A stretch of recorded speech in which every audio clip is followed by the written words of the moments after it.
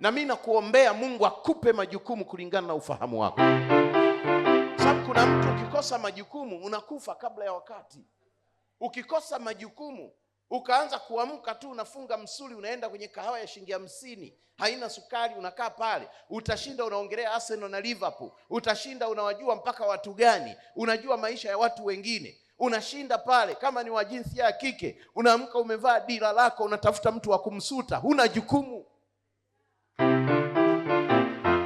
huna jukumu. Mungu akupe jukumu uelekee mahali. Huyu tajiri amenielewa, huyu tajiri amenielewa. Mungu akupe jukumu. Ifike wakati pale mtaani, hata ukiona umeamka huna kazi, toka jifanye kama ulikuwa kazi, nenda kashinde mtaani. Wasikuzoee sana kwamba kila siku uko pale. Nenda zako, shinda, hata unakatiza unaona nguzo za umeme tu. Zunguka, pita masoko fulani, iamshe akili yako. Kuna eneo usikubali kurudishwa. Tuna ndugu wangapi wanasema umejichanganya kwenye imani hii.